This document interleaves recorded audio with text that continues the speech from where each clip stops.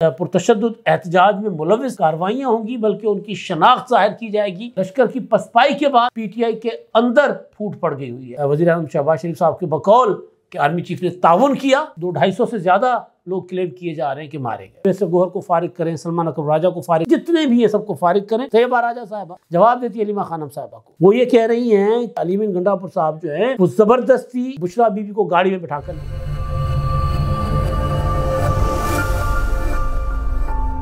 मैं इमदाद सूम। अच्छी खबरें नहीं हैं इमरान खान साहब के लिए खुसूसी तौर पर और तहरीक इंसाफ के लिए उमूमन। तहरीक इंसाफ की जो फाइनल कॉल थी इमरान खान साहब की 24 नवंबर की, उसकी नाकामी के बाद या लश्कर की पसपाई के बाद PTI के अंदर फूट पड़ गई हुई है। फूट तो पहले थी मगर अब खुलकर सामने आ गई है। अलीमा खान, बुशरा बीबी, PTI के वर्कर, PTI की लीडरशिप, बल्कि वर्कर जो हैं वो कुल्हाड़े लेकर अपनी लीडरशिप के पीछे पड़े हुए हैं और मुतालबा किया जा रहा है इमरान खान साहब से कि सबको फारिग कर दो। दूसरी तरफ अदालती महाज पर इमरान खान साहब के खिलाफ बड़े फैसले आ रहे हैं।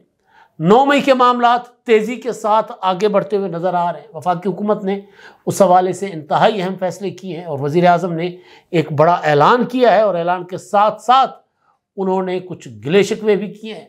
तो वो मामला भी इमरान खान साहब के गले पड़ते हुए नज़र आ रहे हैं। और इमरान खान साहब की बदबख्तियाँ, जिनके साथ इमरान खान साहब ने हाथ मिलाया या जिनकी इमरान खान साहब ने हिमायत की, वो तो टके टोकरी हो गए। रिसेंटली 26वीं आईनी तरमीम की वजह से जो कुछ हुआ जस्टिस मंसूर अली शाह साहब के साथ, वो आपके सामने है। इमरान खान साहब जस्टिस मंसूर अली शाह साहब को अपना चीफ जस्टिस कहते थे और उनके तकर्रुर के लिए उन्होंने इस्लामाबाद को यरगमाल बनाने का फ़ैसला किया था, मगर वो कामयाब नहीं हो सके थे और उनकी नाकामी जस्टिस मंसूर अली शाह साहब को ले बैठी। अब अफ़गानी शहरी जो हैं उनको PTI के एहतजाजों में लाया जाता है तो उनके लिए नई मुसीबतें खड़ी हो गई हैं।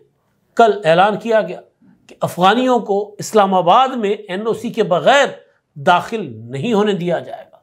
ज़ाहिर बड़ा फ़ैसला था, लेकिन दूसरी तरफ एक और फ़ैसला आ गया कि जो अफ़गानी शहरी जो हैं इस पुरतशद्दुद एहतजाज में मुलविस थे, उनके ख़िलाफ़ ना सिर्फ कार्रवाइयाँ होंगी बल्कि उनकी शनाख्त जाहिर की जाएगी ताकि उनको ब्लैकलिस्ट किया जाए। और ये फ़ैसला हुकूमत पंजाब ने किया है। गोया उनकी पंजाब में जो है वो एंट्री वो बैन कर दी जाएगी। और भी काफ़ी सारे मामला हैं। तहरीक इंसाफ के क्लेम तजादात से भरपूर और वो एक बज़ात खुद तहरीक इंसाफ के लिए तनाज़ा बना।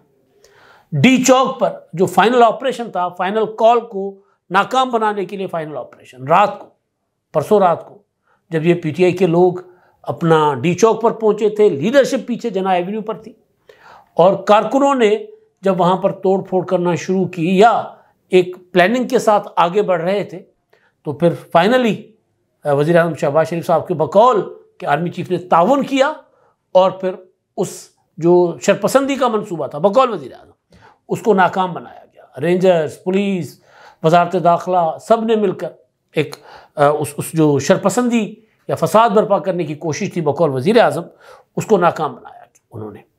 तो उस दौरान PTI का दावा है कि वहाँ पर हलाकतें हुई हैं, उनके लोग शहीद हुए हैं। PTI के सोशल मीडिया पर जाएं तो 200-250 से ज़्यादा लोग क्लेम किए जा रहे हैं कि मारे गए। अली बिन गंडापुर साहब ने कल एक खिताब किया अचानक नमूदार होकर मानसेरा में कि ये हमारे सैकड़ों लोग शहीद हुए। तहरीक इंसाफ के मुख्तलिफ अकाउंट से मुख्तलिफ फिगर दिया जा रहा है, लेकिन जो PTI के अपना सेक्रेटरी जनरल हैं सलमान अकबर राजा साहब, वो कल सामने आए, बड़े वक्त के बाद सामने आए। हालांकि जिस दिन उन्होंने इस्लामाबाद पहुंचना था उस दिन वो रीगल चौक पर वीडियोस बनाते फिर रहे थे और फिर कल वो भी सामने आए। उन्होंने तमाम दावे थे उनको झुटला दिया। एक नया दावा कर दिया कि हमारे 20 लोग जो हैं वो शहीद हुए हैं।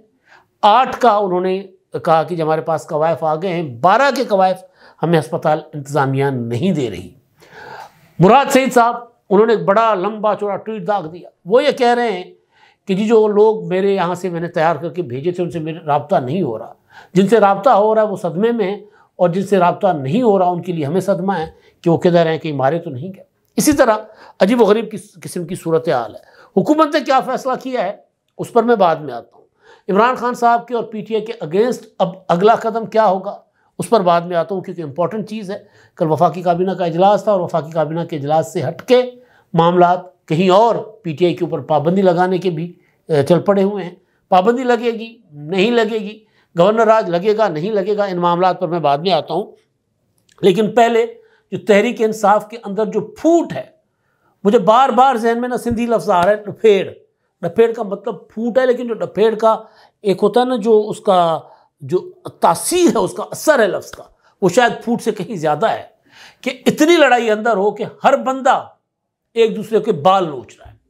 अली मां खान, बुशरा बीबी, अली मां खान, शेर अफजल मरवत, अली अमीन गंडापुर फिलहाल, मतलब अजीब व गरीब किस्म की सूरत हाल मची हुई है। और फिर वो लोग जो बाहर से डिक्टेट करते हैं पार्टी को, जो खुद बाहर जाकर बैठे हैं, वो अब इमरान खान साहब से डिमांड कर रहे हैं कि सारी की सारी लीडरशिप को फारिग कर दें। सलमान अकरम राजा साहब ने एक वीडियो बयान जारी किया, और वो वीडियो बयान उन्होंने पीटीआई की जो सोशल मीडिया के जो इमरान खान जिनको नाम देते हैं कीबोर्ड वॉरियर्स, उन कीबोर्ड वॉरियर्स की गालम गलोच के बाद वो सामने आया और उन्होंने वजाहत की कि भाई मैं किधर था।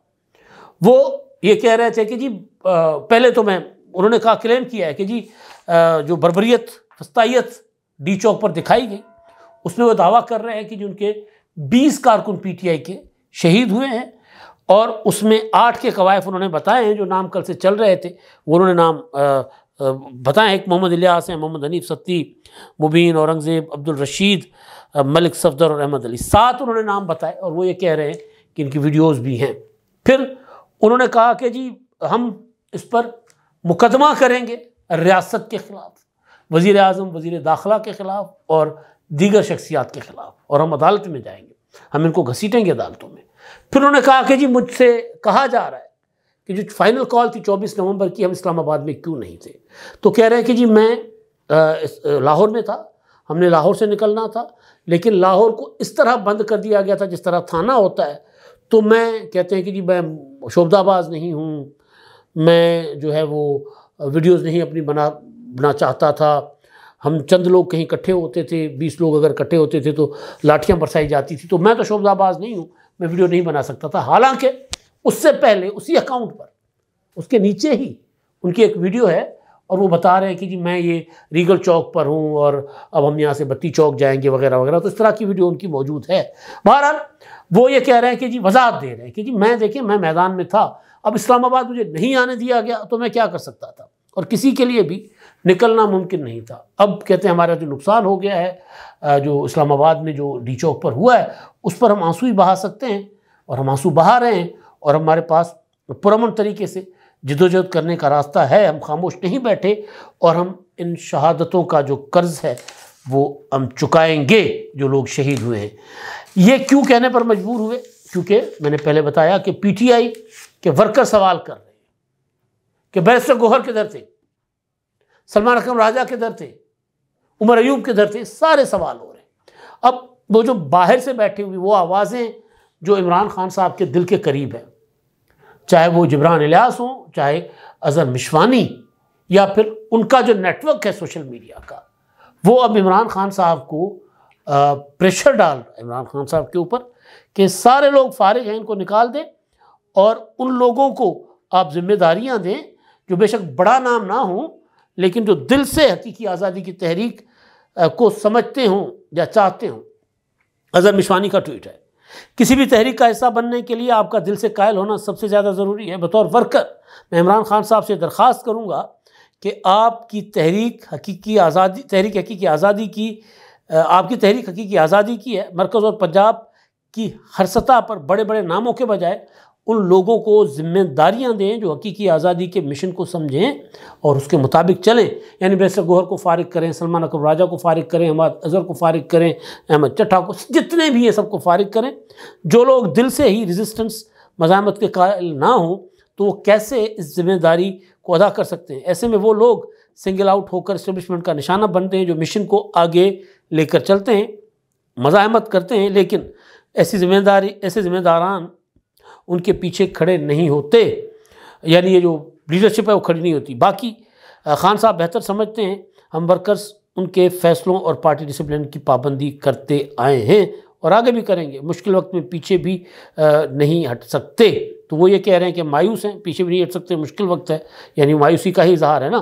तो वो ये बात जो है वो खुलकर कर रहे हैं, बरमला कर रहे हैं। तो ये वो मामला है जिससे साफ नज़र आ रहा है कि पीटीआई का सोशल मीडिया जो है, वो जो असल ताकत है तहरीक इंसाफ की, वो इस लीडरशिप के खिलाफ बगावत कर चुका हुआ है।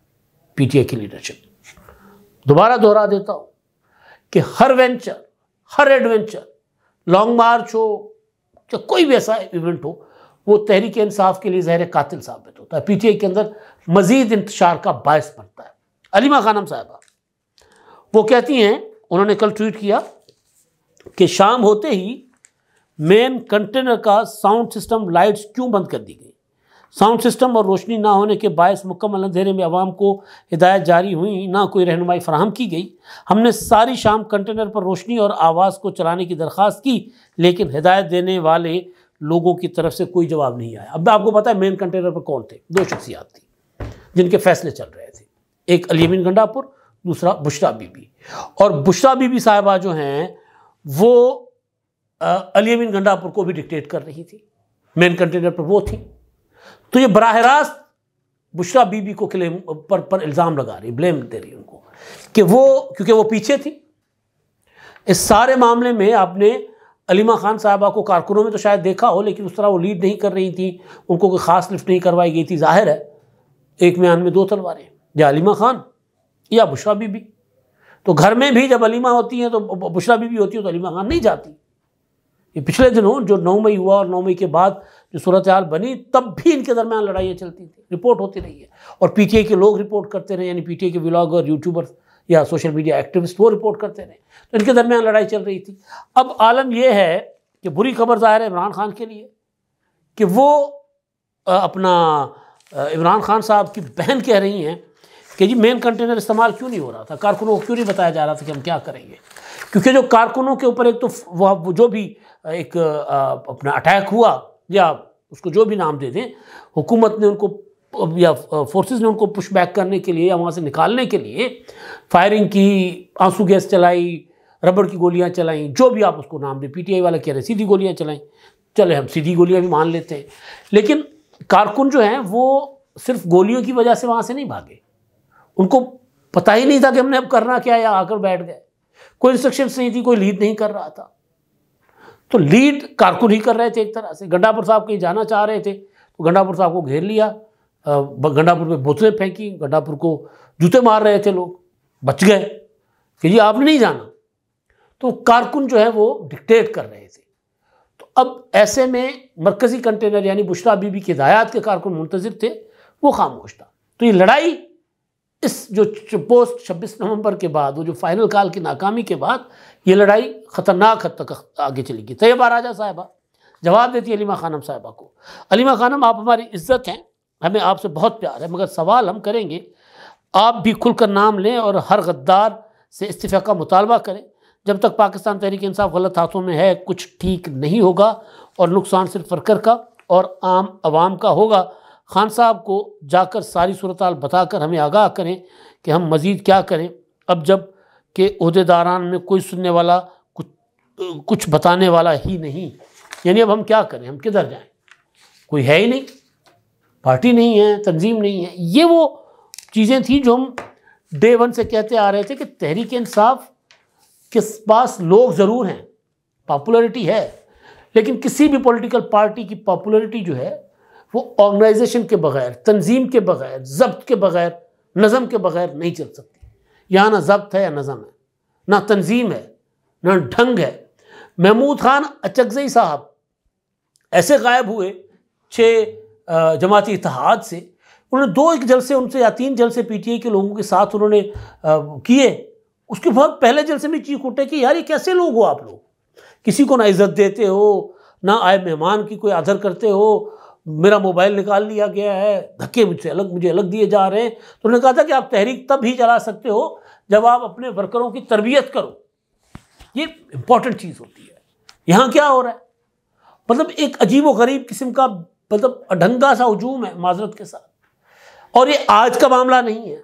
इमरान खान साहब जब पनामा के खिलाफ तहरीक चलाते थे, जब गांव-गांव जलसा, शहर शहर जलसा करते थे, उस वक्त पीटीआई का क्राउड एक औरत देखता था, पिलप पड़ता था वेश्यों की तरह, कपड़े फटे औरतों के।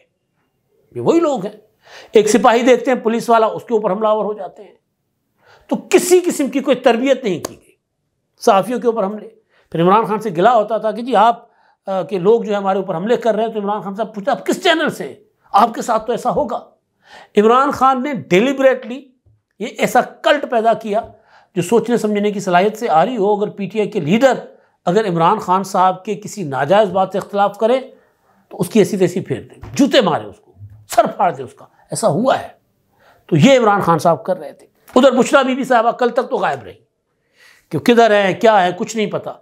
खबर आई थी कि जी बुशरा बीबी साहबा जो है 11:30 बजे प्रेस कॉन्फ्रेंस करेंगी अपना अली अमीन गंडापुर के साथ। तो उन्होंने नहीं किया। जो अली अमीन गंडापुर साहब ने वो अलग से कहानी बता दी, पीटीआई जिन्नात विंग। अगर लोग धरने में ना हो, डी चौक खाली भी हो, तो समझे कि वो धरना है। लाजमी नहीं है कि लोग धरने में हो। यार इससे ज़्यादा अपने वर्कर्स को, अपने फॉलोअर्स को, अपने कारकुनों को जो बेलोस है, जो आपसे कुछ नहीं मांगता, जो आपकी बातों में आकर आपके आगे आगे चलता है, आपके ऊपर चलने वाली लाठी अपने सर पे वो लेता है, उसको आप इस तरह इस्तेमाल कर रहे हो कि जी अगर धरने में लोग ना भी हो ना, लाजमी नहीं कि हर वक्त लोग धरने में लोग हो, धरना जारी है, यानी जिन्नात का धरना। तो बहरहाल वो गंडापुर साहब ने प्रेस कॉन्फ्रेंस, गंडापुर साहब के साथ खबर आई थी कि बुशरा बीबी प्रेस कॉन्फ्रेंस करेंगी, लेकिन नहीं हुई। बुशरा बीबी किधर है कल तक पता नहीं था। अच्छा, अब उनकी बहन जो है मरियम रियाज भुट्टो साहबा, उन्होंने फिर एक ट्वीट किया कल। मैंने कहा था ना कि बुशरा इमरान खान प्रेस कॉन्फ्रेंस नहीं करेंगी, वो इसलिए कि वो अपनी मर्जी से इस्लामाबाद से गई ही नहीं। अभी इंपॉर्टेंट पॉइंट कि उनको पीटीआई उठाकर अगवा करके ले गई। अली अमीन गंडापुर साहब जबरन उनको वहाँ से ले गए, यानी वो धरना देकर बैठना चाहती थी। अब इस कंट्रोवर्सी को ज़रा समझे। मैं बेसिकली जो पॉइंट आपके सामने रखना चाह रहा हूँ कि पीटीआई के अंदर एक नाकाम इवेंट के बाद किस कदर लड़ाई है। वो ये कह रही हैं कि पीटीआई की जो अली अमीन गंडापुर साहब जो है वो ज़बरदस्ती बुशरा बीबी को गाड़ी में बिठा कर ले गए। बैरिस्टर सैफ क्या कह रहे थे? बैरिस्टर सैफ मतलब अली अमीन गंडापुर, वो ये कह रहे थे कि हमारे मुज़ाकरात हुए हुकूमत से, हुकूमत ने हमें ऑफ़र की संजानी जाने की। इमरान खान साहब के सामने वो ऑफ़र रखी गई और उस ऑफ़र में ये भी था कि इमरान खान के मुकदमात के ऊपर हम डिस्कशन शुरू कर लेते हैं, बातचीत शुरू कर लेते हैं। तो इमरान खान ने कहा अच्छा ऑप्शन है, शुरू करें, जाएँ संजानी। इमरान खान राज़ी हो गए। बुशरा बीबी ने कहा नहीं, हम संजानी नहीं जाएंगे, हम डी चौक जाएंगे। तो ये बराह रास्त इमरान खान की जो साली साहिबा हैं वो अली अमीन गंडापुर को कह रही हैं कि उन्होंने अगवा किया बुशरा बीबी को और उठा कर ले गए, बुशरा बीबी भागी नहीं, वो ये क्लेम कर रही हैं। परसों रात तक तो वो रोती रही कि जी पता नहीं बुशरा बीबी किधर है और पता ही नहीं चल रहा। बहरहाल अच्छा जी, एक और मामला जो इमरान खान साहब के हवाले से, अब ये तो होगा ना कि पार्टी के अंदर क्या चल रहा है, दूसरा अदालती महाज पर क्या चल रहा है। मुसलसल ज़मानतें मिल रही थी, सूरत हाल कुछ डिफरेंट थी। अब परसों यानी 24 नवंबर को या 25 नवंबर को इमरान खान साहब के ख़िलाफ़ जो 28 सितंबर के मुकदमात थे तशद्दुद की और दहशतगर्दी के, उनमें इमरान खान साहब को 6 दिन के लिए जिस्मानी रिमांड पर पुलिस के हवाले कर दिया गया। अब लाहौर की इंसदादी दहशतगर्दी की अदालत ने कल 8 मुकदमात थे लाहौर के, और उसमें इमरान खान साहब ने जो है वो ज़मानत अप्लाई की हुई थी और उस पर महफूज फ़ैसला सुनाते हुए इमरान खान साहब की जो है वो ज़मानत की दरख्वास्तें सारी की सारी मुस्तरद कर दी, यानी इमरान खान साहब को कोई ज़मानत नहीं दी।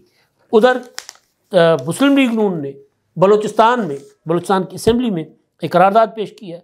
पार्लियामानी लीडर हैं सलीम खोसा, और उन्होंने वो करारदाद जमा करवाई है और ज़ाहिर वो पेश होगी। और उसमें कहा गया कि एक बार फिर पुरतशद्दुद कार्रवाइयाँ की जा रही हैं। पीटीआई मुल्क में एक सियासी इंतशारी टोले की शक्ल अख्तियार कर चुकी है। पीटीआई के इस इंतशार ने हर शोबे को मुतासिर किया है और मुतालबा किया गया है करारदाद में कि वफाकी हुकूमत पीटीआई पर पाबंदी लगाने को यकीनी बनाए। वज़ीर आज़म शहबाज शरीफ साहब ने कल जो इजलास था वफाकी काबीना का, उस इजलास में वज़ीर आज़म साहब ने जो खिताब किया है उसमें उन्होंने बाकी के धरने होंगे तो तरक्की नहीं होगी वगैरह वगैरह लंबी चौड़ी तकरीर थी उनकी, लेकिन उसमें उन्होंने 2 चीज़ें उन्होंने कहा कि अगर हर रोज़ फसादी यहाँ जंग का मैदान लगाएंगे तो हम बहाली की तरफ जाएंगे या फिर उन पर अपनी तवानाइयाँ सर्फ करेंगे। अब कौम को फ़ैसला करना होगा, एहतजाज की सियासत को जारी रखना है या फिर मुल्क की मईशत की बहाली वो देखना चाहती है। अगर 9 मई के मुल्ज़िमान को करार वाकई सज़ाएँ दी जाती तो फिर हम ये दिन आज ना देख रहे होते। इस्लामाबाद में मुजाहिरीन रेंजर्स के जवानों को जो है और पुलिस को शहीद किया और फसादियों के पास असला था, और फिर उन्होंने जो कुरम में हुआ, उन्होंने कहा कि खैबर पख्तूनख्वा की हुकूमत को तो कुरम में होना चाहिए था, और वो यहाँ पर इस्लामाबाद में फसाद बर्पा करने के लिए मीन गंडापुर साहब आए हुए थे। अब ये जो 9 मई का मामला है, 9 मई के मामले में फैज़ हमीद साहब जो हैं उनका कोर्ट मार्शल पता नहीं किधर है, लेकिन कहा जा रहा है कि इमरान खान का और फैज़ हमीद का लिंक इस्टेब्लिश हो चुका, बुशरा बीबी का फैज़ हमीद का लिंक इस्टेब्लिश हो चुका हुआ था। तो वो मामला अब उस तरफ जा रहा है। इंसदाद दहशतगर्दी की अदालतों से ज़मानतों का मुस्तरद होना और वज़ीर आज़म का अदालतों से गिला करना कि देखिए ये फसादी हैं, इन्होंने 9 मई किया था, आप इनके ख़िलाफ़ फैसले नहीं दे रहे और ये मज़ीद फसाद बर्पा कर रहे हैं, और ये कल अगर आपने मज़ीद डिले किया इस मामले को तो कोई और चंद चढ़ा सकते हैं। तो इमरान खान साहब जो है वो अपने इस एडवेंचरिज्म के या अहमकाना सियासत की वजह से मज़ीद घिरते जा रहे हैं। पार्टी के अंदर इंतशार, हुकूमत और इस्टेब्लिशमेंट उनका घेरा तंग कर रही है और वो ज़्यादा करीब हो रही है, और इमरान खान साहब से उनके लोग दूर होते जा रहे हैं। अब तक के लिए इतना ही। अल्लाह हाफ़िज़।